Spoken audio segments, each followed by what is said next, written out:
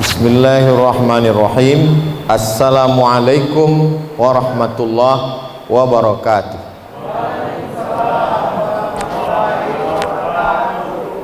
Alhamdulillah, wassalatu wassalamu ala rasulillah wa ala alihi wa sahbihi wa man tabi'ahu wa mawalah.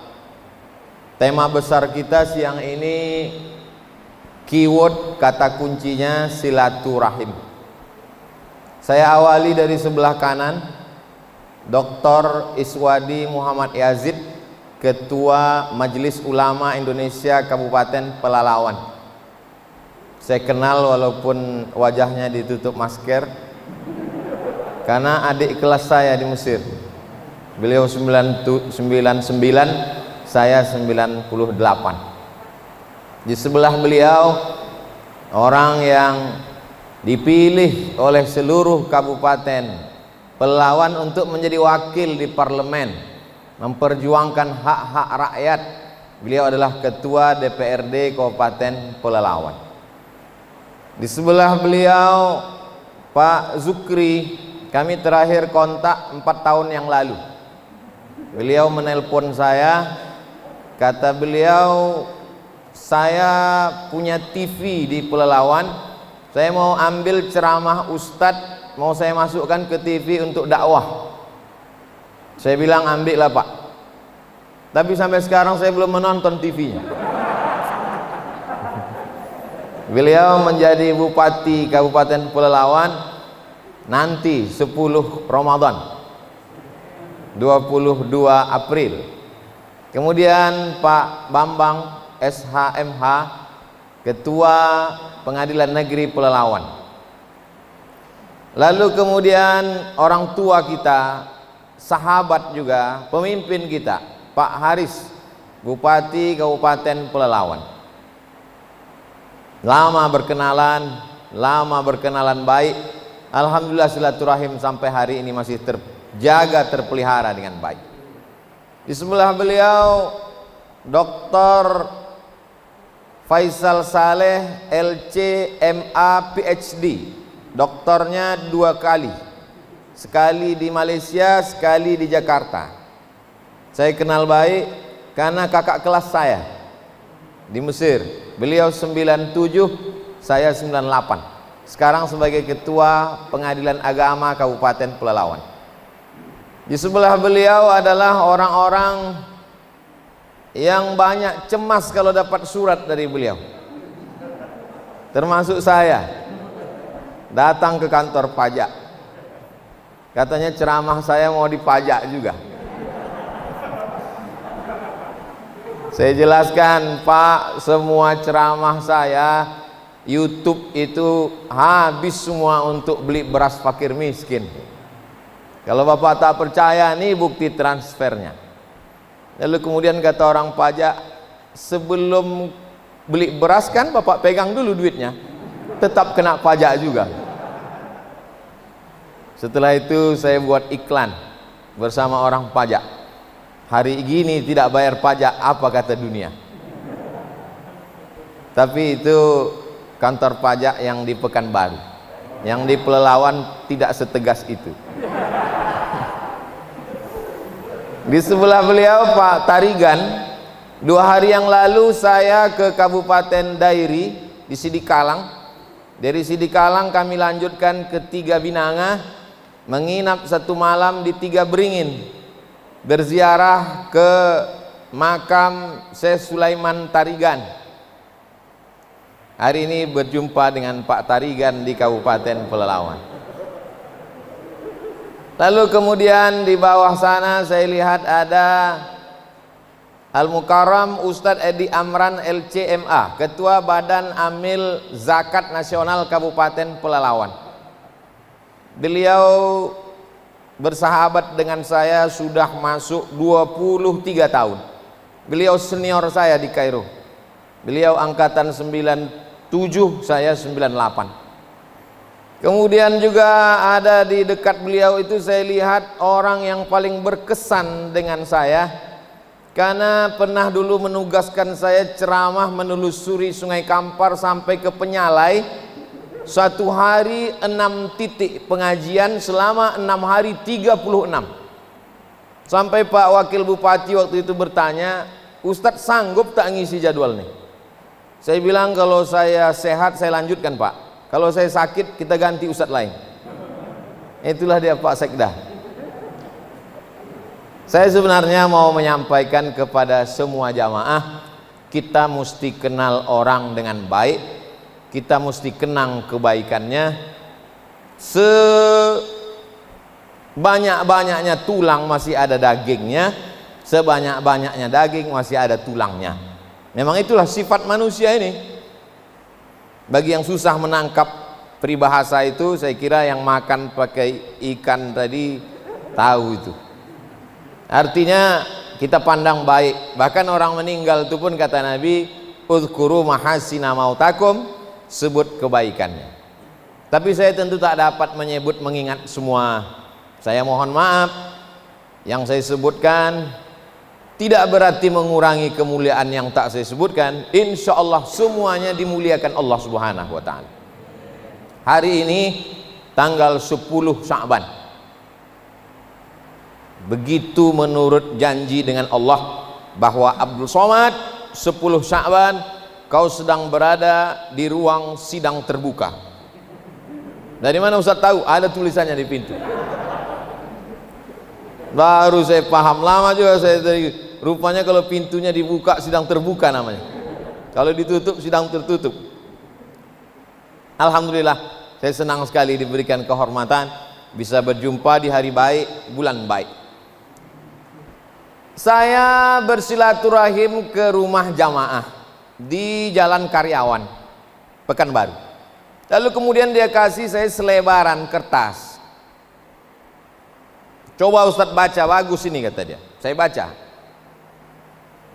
Di situ diceritakan kita makan apel. Apel Pak Ustadz, terserahlah mau apel mau apel. Apel itu tidak berulat. Ternyata dia tidak berulat karena disemprot pestisida. Pestisida dicuci dengan sabun tidak mati. Ketika pestisida masuk ke dalam badan kita, semua yang tidak bisa diolah oleh badan, maka dia akan menggumpal menjadi cancer. Tulisannya C-A-N-C-E-R. Orang barat menyebutnya cancer, orang kita menyebutnya kanker. Sama seperti sampah plastik yang tidak bisa diolah oleh tanah, maka dia jadi sampah menumpuk, itulah dia menjadi kanker.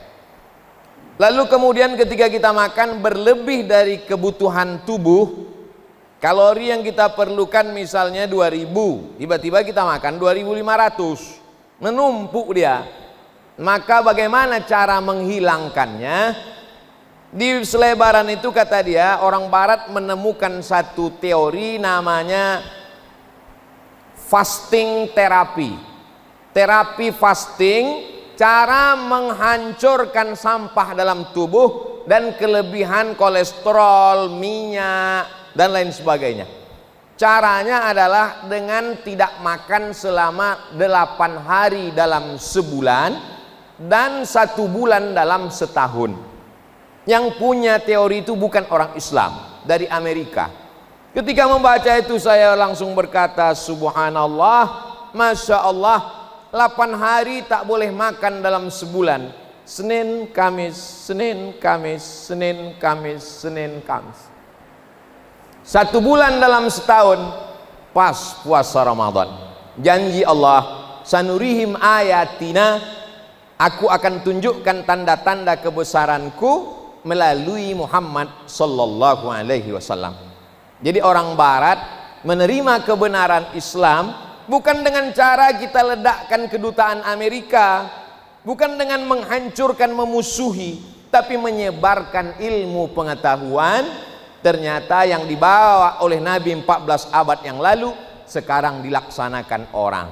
Ketika saya lulus CPNS, maka mesti mengurus surat medical check up dari Rumah Sakit Arifin Ahmad. Apa kata orang rumah sakit? Ustadz besok medical check up, datang kemari, jangan sarapan pagi, jangan minum teh, jangan makan lontong sayur katupek gulai paku, Karena Ustadz mau cek darah, darah Ustadz mesti bersih. Lalu saya katakan, apa hubungannya dengan makanan? Kalau Ustadz makan, darah Ustadz tidak bersih. Oh, ternyata mau membersihkan tubuh, darah adalah dengan menahan makan. Orang barat menyebutnya fasting terapi, Islam menyebutnya siam, kita menyebutnya puasa. Ayatnya dibacakan oleh qori kita tadi. Ustadz bicara puasa-puasa, Ustadz sendiri tak puasa. Saya karena diundang Pak Ketua. Banyak jamaah husnuzon dengan saya, ditengoknya badan saya kurus, katanya saya banyak puasa. Enggak. Saya besok pagi tidak puasa lagi, karena besok saya di Padang. Jadi besok kalau ditanya, Ustadz puasa besok, saya bilang saya musafir. Tapi jamaah khususnya yang perempuan, pesan pertama yang ingin saya sampaikan di bulan Sya'ban ini, mesti puasa. Karena tentu bulan Ramadan yang lalu ibu-ibu tidak puasa 7 hari. Lalu kemudian mau diganti di bulan Syawal tidak bisa karena banyak kali kuih hari raya. Mau diganti di bulan Zulhijjah batal juga karena daging kurban banyak sampai kulkas itu tak bisa ditutup pintunya. Mau diganti di bulan berikutnya, jamaah haji pula pulang. Akhirnya besok-besok inilah masa terakhir, gantilah puasa yang tinggal kemarin. Caranya biar supaya sekali dayung 2-3 pulau terlampaui, puasa saja hari Kamis besok, niatnya niat mengganti. Aku niat puasa mengganti yang tinggal kemarin, maka otomatis dapat 2, qodoknya lunas dan dapat pahala puasa Kamis. Itulah untungnya ibu-ibu kalau suaminya ngaji. Maka nanti suami-suami yang udah mendengar ini pulang diingatkan istrinya, kau puasa, utang kau kemarin 7 hari kan? Abang 10 kata istrinya. Itulah untungnya kalau di kantor itu ada pengajian, jadi diingatkannya nanti ke rumah. Tapi kalaulah suami ibu itu Fir'aun, tapi saya yakin insya Allah ibu ini orang baik-baik semua. Bapak itu pun di rumah tidaklah sampai macam Fir'aun, setengah-setengah aja mungkin. Kita doakan semuanya jadi baik, hijrah insya Allah, taubat nasuha. Karena masalah hutang puasa ini tak bisa dibayar pakai tahajud, Bu. Man mata, siapa yang mati, wa alaihi siyamun, punya hutang puasa, soma anhu waliyuhu, ahli warisnya wajib menggantikan puasanya. Jadi almarhumah emak saya meninggal umur 70 tahun. Jadi saya tanya itu, Mak, ada tak tinggal puasa waktu muda dulu? Ada, kata dia. Sudah diganti? Sudah. Gimana cara menggantinya? Aku puasa setiap Senin Kamis. Dan beliau meninggal hari Senin habis makan sahur, umur 70. Meninggal hari Senin tanggal 18 Maret 2019, 2 tahun genap, habis makan sahur. Ditontonnya video saya waktu itu saya sedang di Madura. Habis itu dia berwudu, sakit kepalanya, meninggal dalam keadaan puasa sunat hari Senin. Tapi saya husnuzon yakin utang puasanya sudah lunas. Karena perempuan itu dia utang itu disebabkan oleh kita, anak-anaknya. Mengandung 30 hari tak puasa, menyusukan tahun pertama 30 hari tak puasa, menyusukan anak 2 tahun 30 hari tak puasa. Saya 90 hari, adik saya 90 hari, karena kami adik-beradik 2 orang. Bayangkan kalau anaknya susun paku do re mi fa sol la si do fa mi re do. Mau diganti puasa tahun lalu, lahir pula adiknya lagi. Bukan berarti Allah itu kejam, tidak. Sebenarnya Allah mau kita sehat walafiat, sehat fisik. Jadi saya tadi sebelum makan tolak-tolakan dengan Pak Ketua. Kata Pak Ketua, Ustaz Somad, habis itu saya tolak Pak Ketua menolak Pak Bupati. Saya habis itu Pak Bupati duluan. Saya tak mau duluan, saya tak mau jamaah menengok nasi saya. Nah, jadi begitu Pak Bupati duluan, tentu kita ikut standar kepala daerah kan. Alhamdulillah, banyak jamaah kalau saya duluan ngambil nasi, dia ambil sedikit.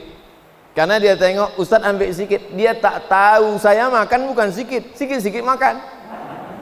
Kadang satu hari itu kadang sampai 5 acara, macam-macam, dari mulai lontong, lalu kemudian macam-macam. Tapi rasanya selama saya di Pelalawan baru inilah dikasih nasi lewat ini, nasi liwet, nasi lalu kata orang Melayu. Apa kata Pak Zukri tadi, ini kalau tempat kami nasi goreng kampung ini kata beliau. Artinya kita disuruh Allah Ta'ala makan, kulu, makanlah silakan, tapi ada batasnya karena dia lebih jadi penyakit. Jadi kita pahami bahwa Allah tidak mau mempersulit kita, tapi di balik puasa itu adalah kesehatan. Nanti ibu-ibu, bapak-bapak nonton di YouTube, ada ceramah idzan tasafa Sya'ban fala tasu. Kalau sudah pertengahan nisfu Sya'ban jangan puasa lagi. Insyaallah hari ini 10, Kamis 11, Jumat 12, Sabtu 13, Ahad 14. Malamnya malam nisfu Sya'ban. Jadi ada kesempatan untuk mengganti puasa ini beberapa hari lagi. Tapi nanti setelah nisfu Sya'ban muncul masalah. Karena kata Nabi, kalau sudah nisfu Sya'ban jangan puasa lagi. Maka yang tidak boleh puasa setelah nisfu Sya'ban itu memulai puasa sunat, tak boleh. Adapun melanjutkan yang biasa Senin Kamis atau mengganti puasa utang maka boleh. Mana tahu nanti ibu sedang puasa ditanya orang, "Oh puasa?" "Iya." "Ini sudah pertengahan nisfu Sya'ban, tak boleh." Kau tak ikut pengajian di sidang terbuka kemarin.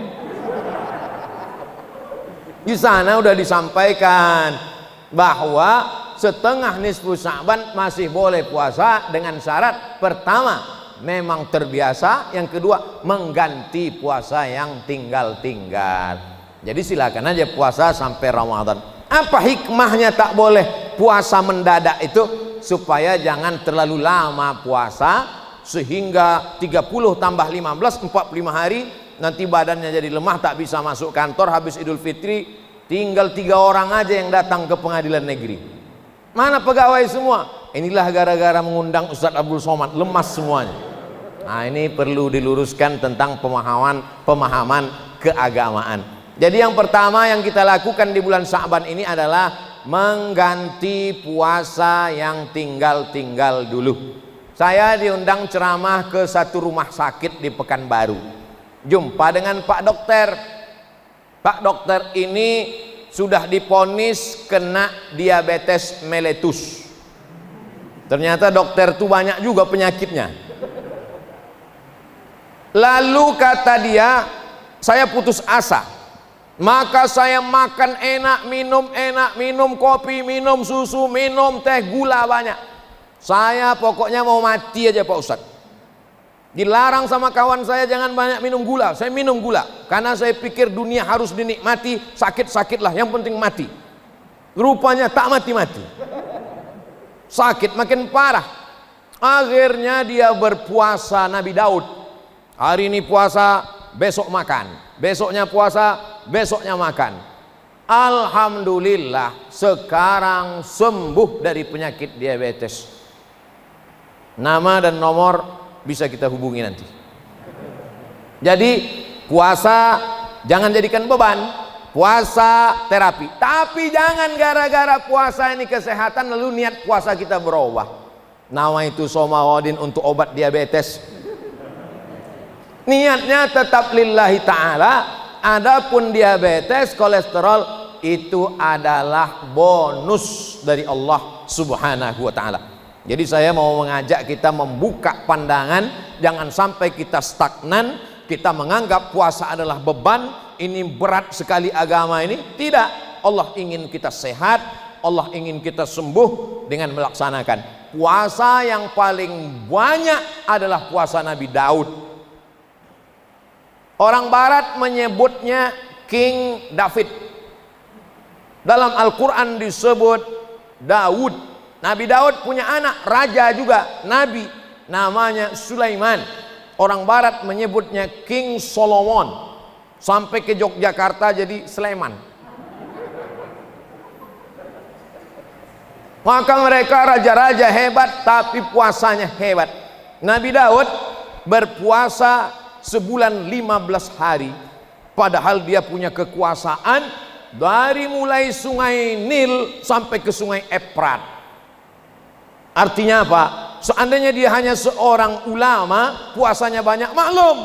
Tapi dia pimpinan negara, berkuasa dari 2 sungai, tapi puasanya tetap 15 hari dalam sebulan. Dan Nabi Daud itu, mohon maaf ibu-ibu jangan tersinggung, Nabi Daud itu istrinya 100. Jadi kalau ada orang istrinya 1, jabatannya RT, tidak puasa sunat, ini nanti di akhirat Nabi Daud senyum-senyum sama dia.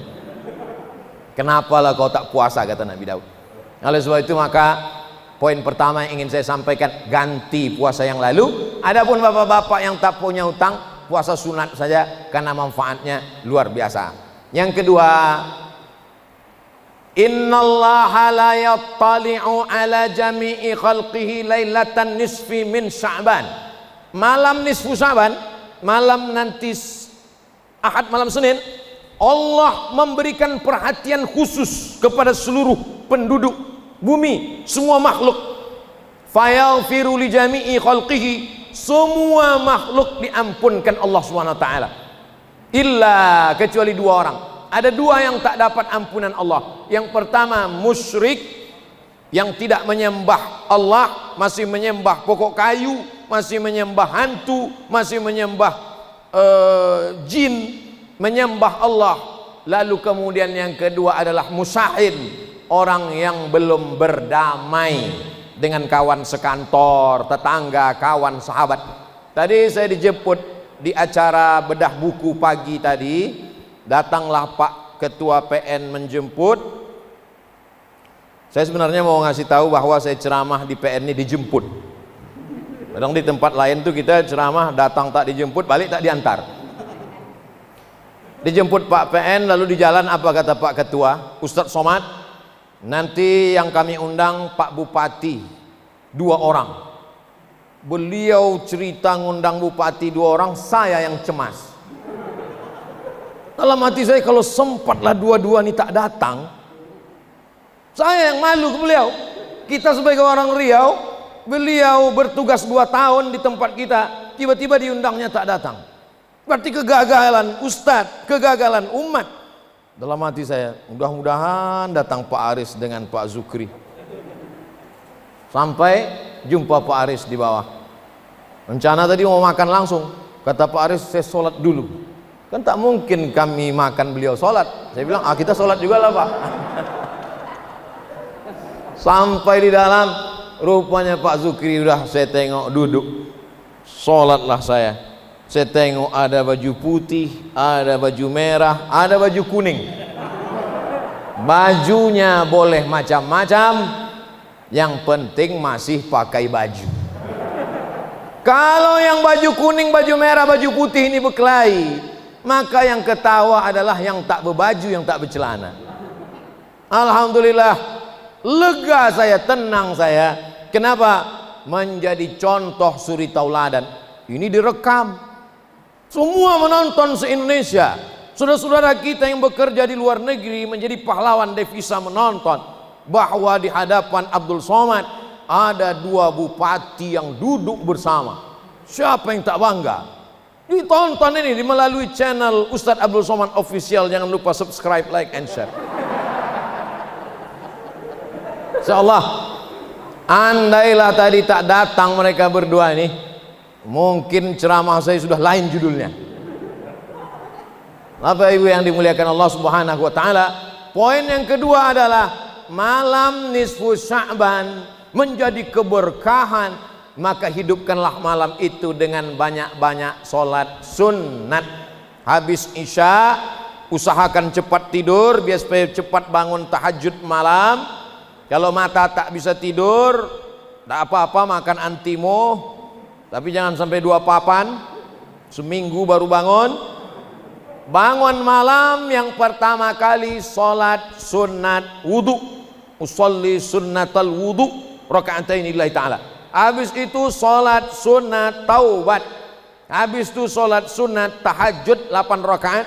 Habis itu sholat sunat hajat, mintakan hajat-hajat yang baik. Habis itu sholat sunat witir. Habis itu baca yasin. Sekali bagus, 3 kali lebih bagus. Setelah itu beristighfar, bersolawat, tertidur. Jangan pula gara-gara tahajud nih sampai sembahyang subuh jam 7. Nah ini pun tak betul. Mesti ada skala prioritas.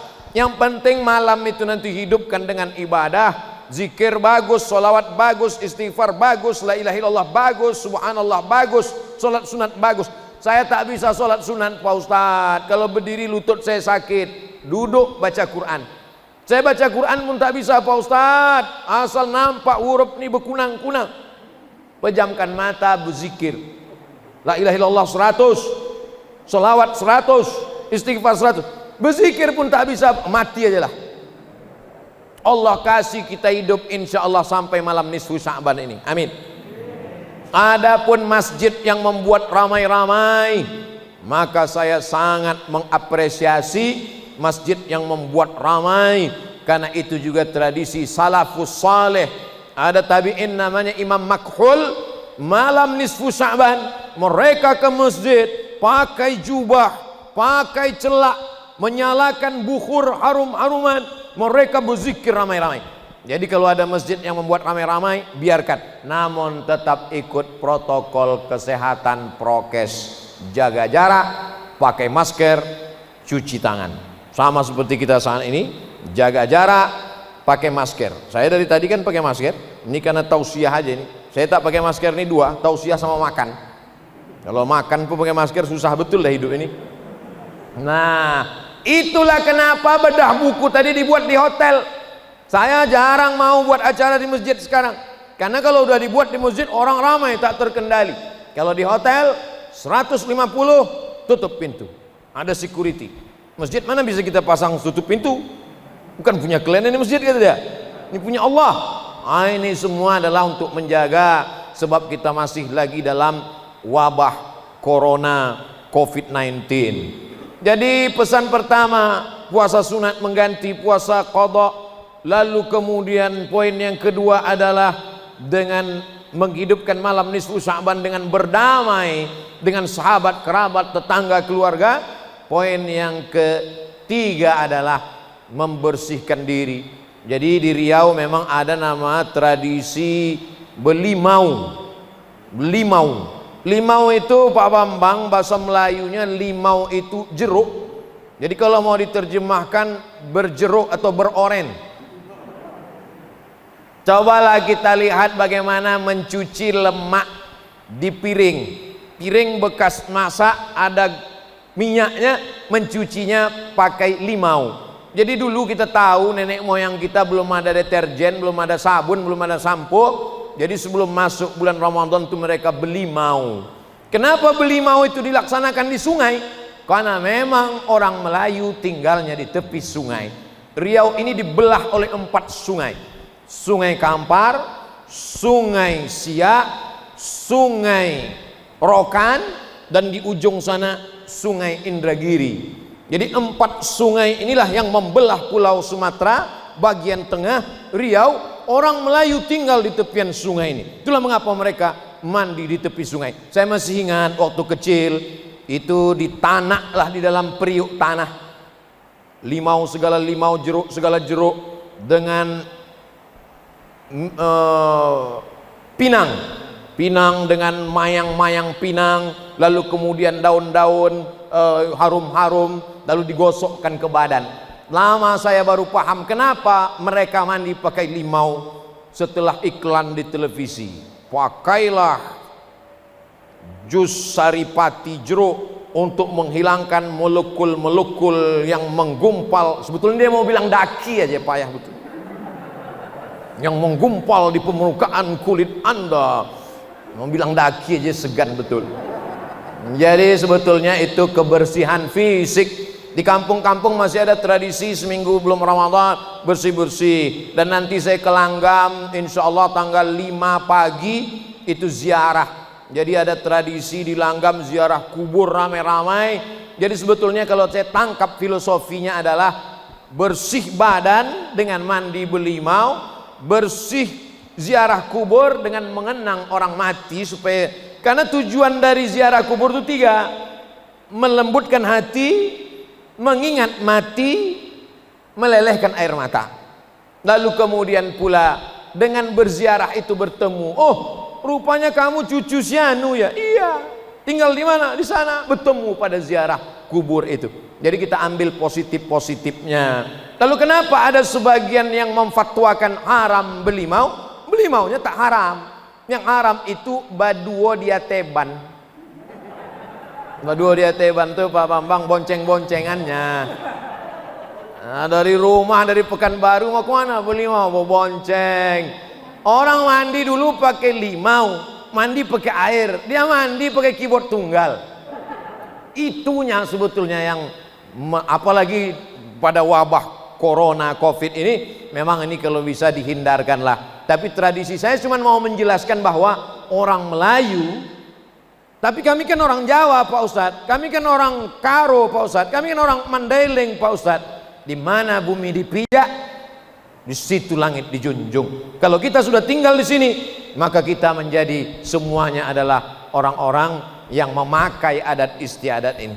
Jadi pepatah yang asli itu aslinya. Di mana bumi dipijak, di situ langit dijunjung. Sekarang sudah berubah. Di mana bumi dipijak, di situ awak berkodak. Nah, Bapak Ibu yang dimuliakan Allah Subhanahu wa taala. Jadi ada filosofi berkodak tuh foto. Ya, walaupun sekarang sudah Samsung, sudah apa, tapi orang tetap pakai kodak zaman dulu. Jadi tradisi ini baik sekali, badannya bersih. Bayangkan kalau nenek moyang kita dulu tidak bersih-bersih badan dengan limau waktu mau Ramadan itu. Bayangkanlah bau musola waktu itu, belum ada kipas angin, belum ada parfum. Bau ikan salai lah musola itu. Nah, jadi dengan belimau itu bersih, hatinya sudah bersih, sudah plong beribadah. Ini poin yang ketiga. Poin yang keempat, mari kita siapkan betul persiapan-persiapan Ramadan. Saya tahu bapak-bapak memang bekerjanya di kantor pengadilan, tapi ada yang jadi pengurus masjid, maka imamnya siapkan. Tak dapat 30 juz 30. Kemudian bilalnya siapkan. Minta ke Pak Ketua MUI teks Subhanal Malikil Ma'bud, Subhanal Malikil Mawjud. Nah, jadi jelas apa yang dia baca. Sekarang masih ingat saya beberapa tahun yang lalu, tak jelas entah apa yang dibaca Bilal itu. Allah Ma'bud, Allah Ma'bud. Imamnya lambat, makmumnya cabut. Jelas ya selawat. Allahumma salli ala Sayyidina Muhammad. Allahumma salli wa sallim wa barik alaih. Nah, itu ada teksnya. Minta ke Pak Ketua MUI, disebar ke kecamatan, dilaminating. Karena kadang tak dilaminating, kertas aja disebar. Malam ini dilipat, malam kedua dilipat, malam keempat dilipat, malam kelima tulisannya hilang, tinggal lipatannya aja lagi. Nah, ini semua nampaknya sepele, remeh-temeh, tapi ini penting. Belanja banyak-banyak, beli beras. Untuk apa kita banyak-banyak masak bulan Ramadan? Ramadan kan bulan untuk bagaimana kita menjaga makan supaya dikit Pak Ustaz. Kalau masak kolak, istri, suami, anak, keponakan, masaklah 10 porsi. Oh, mubazir banyak-banyak Pak Ustaz. Antar ke masjid. Di sana ada anak yatim, ada fakir miskin, ada mahasiswa yang datang dari jauh belajar, ada saudara-saudara kita musafir, berbagi makanan. Belanja. Saya sudah belanja tadi, belanja kurma untuk buka puasa di Basmat, Badan Amil Zakat Mart Basmat 2 Pangkalan Kerinci. Jangan kemana-mana. Diajak tadi buat iklan. Saya ini kan kemana-mana iklan-iklan terus. Tapi saya tak ada royalti, nah. Itu murni keuntungan dari belanja di Basmat itu untuk fakir miskin. Karena Basmat itu ownernya adalah Basnas, Badan Amil Zakat Nasional. Jadi beli beras sana banyak-banyak. Beli beras, beli kurma, beli macam-macam. maka keuntungannya alhamdulillah. Dulu beberapa tahun yang lalu basmat 1, sekarang sudah basmat 2, nanti insya Allah akan dibuka di sore basmat 3. Kita berdoa sebelum Abdul Somad meninggal ada 1000 basmat di Riau insya Allah. Begitu cara nawar umur sama Allah. Jadi pas kita mau mati ditanya malaikat, ya Allah ini dia kita matikan sekarang, basmat udah berapa sekarang? Baru 800, kita genapkan 1000. Bapak Ibu yang dimuliakan Allah Subhanahu wa taala, saya Ustadz Edi Amran, Ustadz Faisal Saleh, Ustadz Iswadi Yazid, saya tak tahu mereka, tapi kalau saya 4 kali Ramadan di Mesir itu tidak pernah buka puasa masak. Terus dari mana? Gratis. Jam 6 sore duduklah kami di meja. Jangan sangka karena gratis makanannya remeh-temeh kecil. Orang Mesir itu kalau motong ayam cuma 2 kali potong aja. 1, 2, 1/4. Bukan macam tempat kita hancur ayam tuh. Namanya pun tertulis depan, cincang lagi. Sana ayam tuh cuma 2 kali potong. 1, 2. Cuma memang lidah kita tak sesuai, dia anyep, tak pedas. Jadi kalau sudah mau pergi ke meja makanan gratis itu, di kantong-kantong mahasiswa itu pasti sambal. Mereka tak mau cerita itu, mereka kan sedang menjaga wibawanya. Apa yang dimuliakan Allah. Jadi kerinduan kami di Mesir itu sekarang kami balaskan. Tahun ini kita mesti buat seperti di Mesir. Insya Allah di Pekanbaru kami buat namanya Maidatur Rahman. Begitu dulu tradisi di Mesir. Maidatur Rahman artinya meja makan Tuhan. Karena di situ ada makanan yang kita tak tahu entah dari mana, dikatakan dari Tuhan. Maka siapa saja bebas datang. Tanggal 13 April puasa hari pertama, berbuka puasa bersama Ustadz Abdul Somad di Masjid apa namanya Ustadz? Masjid Al-Ikhlas Simpang Bingung. Yang selama ini orang asal sampai ke Simpang tuh bingung.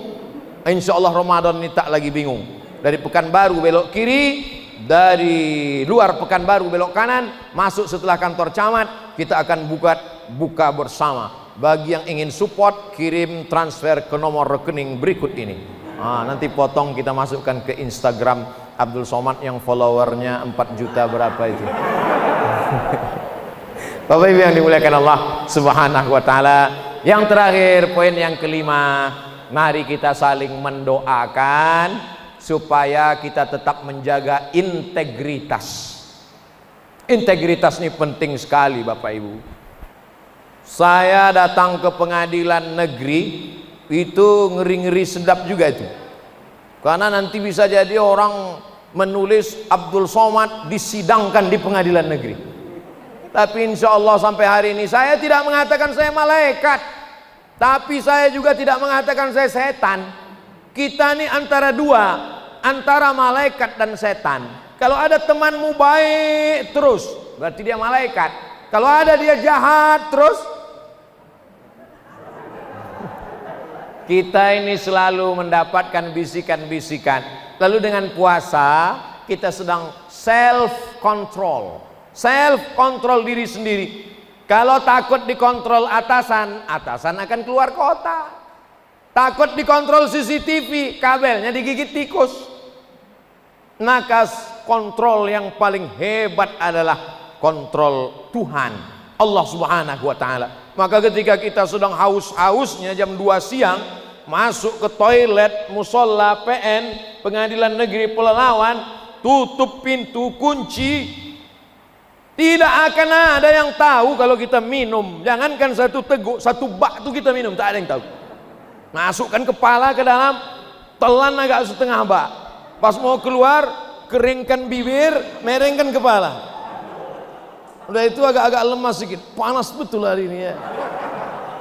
Tak ada yang tahu.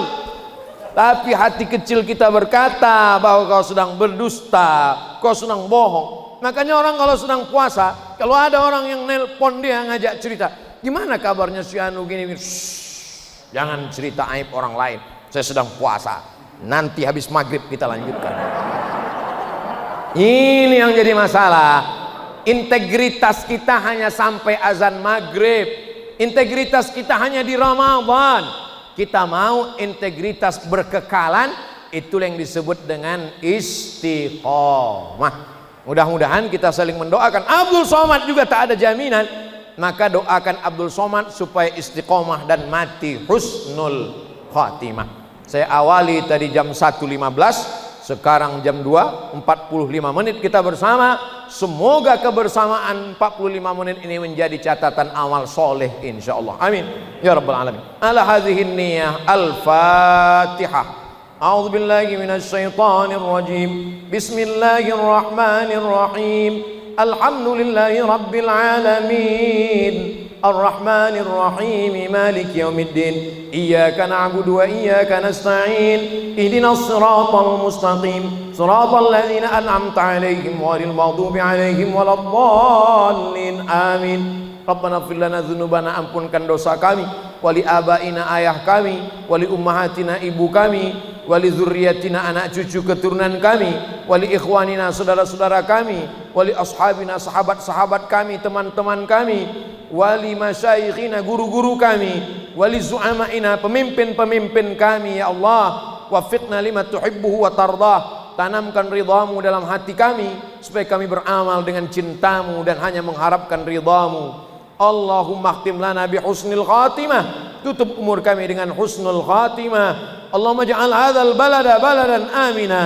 Jadikan negara kesatuan Republik Indonesia negeri yang aman, damai, terbuka pintu rezeki dari segala penjuru. Allahumma dafa'an al-ghala wal waba wal fahsya wal riba wal zina wal munkar. Selamatkan negeri ini, bil khusus Kabupaten Pelalawan, dari malapetaka, bencana, musibah, riba, zina, perbuatan keji dan mungkar. Allahumma ja'al abna'ana, jadikan anak-anak kami minas salihin was salihat, menjadi anak-anak yang saleh, berbakti kepada orang tua, min muqimis salah, orang yang menegakkan salat, min huffazil Quran, menjadi penghafal Quran.